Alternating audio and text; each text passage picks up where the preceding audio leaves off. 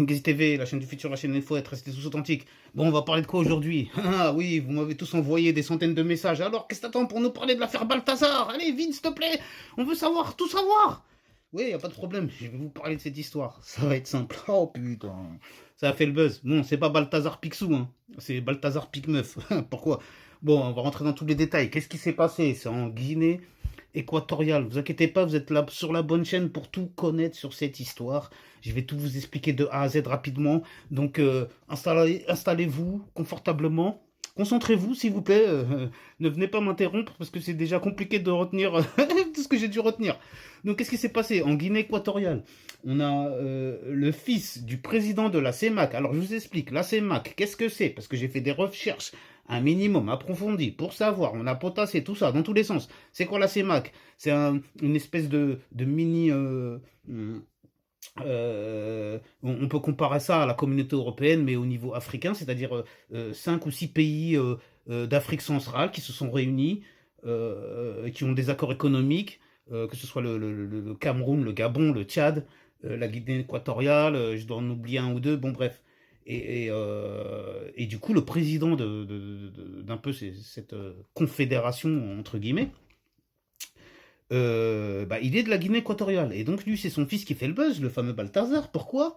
Parce que lui, il a usé et abusé de son pouvoir pour, on va dire, copuler avec environ 400 femmes. Ces faits ont été filmés, ont été divulgués sur la place publique, les images sont disponibles, certains se précipitent sur Telegram, etc., pour voir qu'est-ce qu'il en est, qu'est-ce qui se passe, etc., pour se rincer l'œil ou quoi que ce soit d'autre, c'est malheureux, ça fait mal au cœur, c'est ridicule, c'est abominable, mais bon, qu'est-ce que vous voulez, c'est comme ça, c'est la nature humaine. Donc maintenant, ça fait suite à, comme je l'ai dit, il y a énormément de choses à dire, ça fait suite à l'affaire Epstein, ça fait suite à l'affaire Weinstein, ça fait suite à l'affaire P. Diddy, et maintenant on a l'affaire Balthazar. Donc tout ça, c'est une bande de pervers. Heureusement que ça tombe pas toujours sur nous, les noirs, entre guillemets, parce que là déjà avec P. Diddy et ce Balthazar, on va en prendre plein la tronche. En gros, dans les stéréotypes, vous avez vu, c'est les noirs, c'est toujours pareil avec eux. Hein, soit ils jouent au foot, soit ils vendent de la drogue, soit ils font du rap, soit, voilà, ils tirent sur tout ce qui bouge. Ouais, bah, Weinstein, ce que je sache, il n'était pas noir, et Epstein non plus, il n'était pas noir, et tous les invités de ces gens-là, ils n'étaient pas tous noirs. Hein. Bon, bref, c'était juste pour remettre les choses à leur place, que les gens commencent pas à faire leur stéréotype de dire, ah ouais, mais les noirs, c'est comme ça. En Occident, machin, on a bien vu aux États-Unis, c'est tout pareil. Hein. Donc l'affaire DSK, tout ça, il n'était pas noir, hein, DSK. Bon bref, tout ça pour dire, il ne faut pas tout mélanger. Même si, moi, je suis vraiment désolé que ça nous salisse. Là, tout le monde en prend plein la gueule.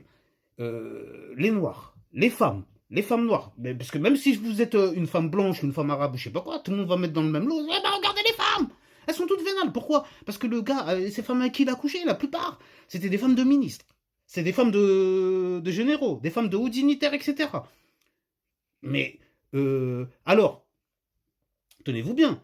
Lui, il a sorti ils l'ont mis en garde à vue, tout ça, parce qu'à la base, ils ont fait une perquisition chez lui, un peu comme BDD. Alors nous, on vient pour voir s'il y a des détournements de fonds publics et je sais pas quoi, et de la corruption et tout. Et en venant, hop, hop, hop, on a saisi l'ordinateur. Oh, comme par hasard, on tombe sur les 400 vidéos de ce monsieur en train de s'envoyer en l'air avec les femmes un peu des 400, des 400 personnes les plus, les plus importantes du pays. Non, mais c'est malheureux. Mais donc déjà, c'est malheureux déjà concernant ce type-là. Là, il s'est sali grave parce que je vous ai dit, ça va dans tous les sens. Là, on le poursuit. Comme ils ont vu que lui, il s'est défendu, il a fait une vidéo, il a dit moi, je n'ai rien fait d'illégal. En Guinée, aucune loi n'empêche de pouvoir copuler avec qui on veut, ce n'est pas répréhensible par la loi. Hop, hop. Et eux, ils ont trouvé quand même un petit truc pour dire oui, d'accord, ok. Mais par contre, si tu avais une maladie là, avec les 400 femmes avec qui tu as fait tes trucs là, et que tu as propagé ton truc, tu vas voir si on va pas te condamner. Donc, lui aussi, c'est le fameux Balthazar, il s'est protégé quand même en disant oui, mais moi, si je suis contaminé de quoi que ce soit, je vais porter plainte parce qu'on m'a contaminé. Donc, en gros, ça va être du n'importe quoi. Ça va être un grand n'importe quoi, qu'il ait une maladie ou pas. Non, mais franchement, déjà, un homme, s'il vous plaît. Même vous, là, nous les hommes, on a un peu je sais pas comment vous expliquer, mais vous demain, là, si on vous dit vous pouvez copuler avec 400 femmes sans vous protéger, vous allez le faire. Je sais pas, si vous le faites, vous êtes taré parce que Quoi qu'il arrive, vous allez jouer avec votre vie parce que c'est sans se protéger tout ce qu'il a fait là. Donc, imaginez sur 400 personnes, toutes les connexions des 400 personnes qu'on eu qui sont. Mais oh là là là là là là là là là là là.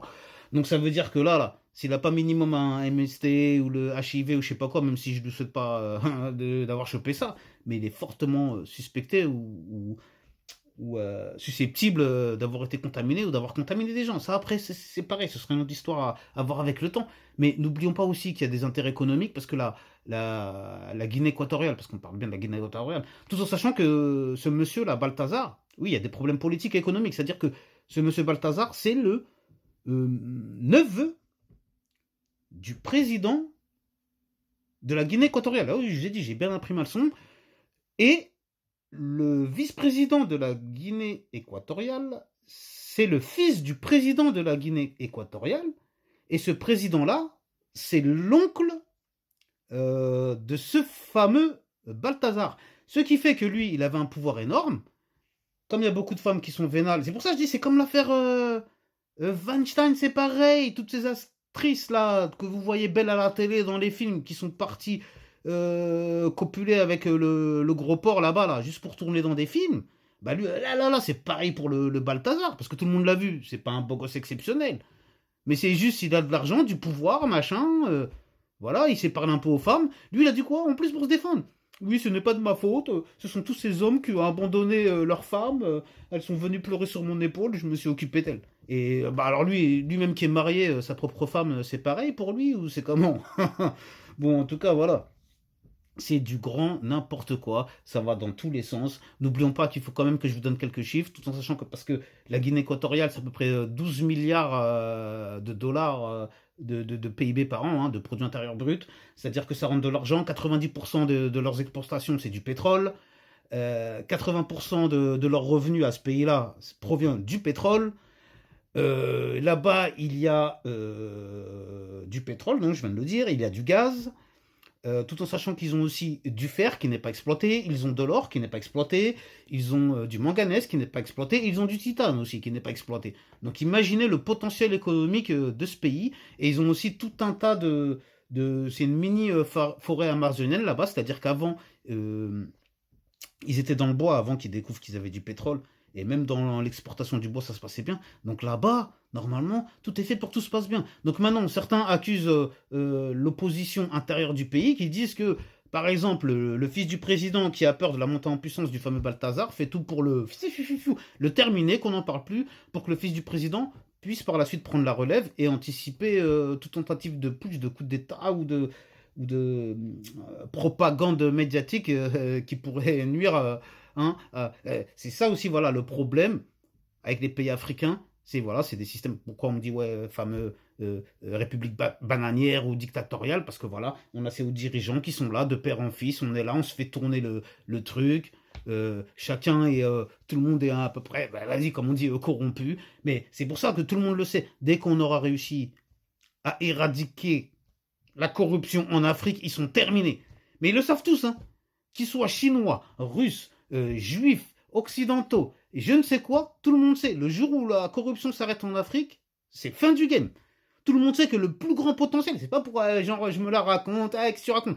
Allez sur internet, taper quel est le continent qui a le plus de ressources naturelles, tout le monde le sait, et c'est l'Afrique.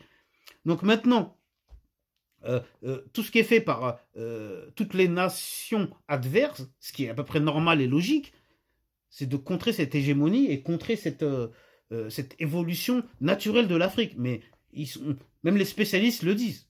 Là, ok, l'avenir, ça va être les pays comme l'Algérie, tout ça, machin, Dubaï. Mais dans les 15-20 prochaines années, il n'y a pas de problème. Mais au bout de 50 ans, ils savent très bien c'est l'Afrique par rapport à la jeunesse, par rapport aux richesses naturelles, etc.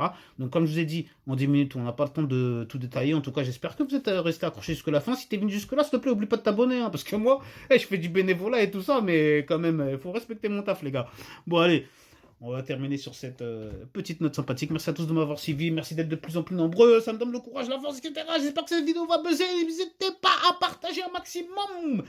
Allez, cousin, passe le message à ton voisin et abonne-toi. Et prends le téléphone de ton père, ta mère, ta soeur, ton cousin, ta cousine. Et tu prends, tu t'abonnes de force à Ngazi TV, la chaîne du futur, la chaîne du fouette. Et c'est tout gentil. Amen, amin, shalom. Pas de à bientôt. Merci.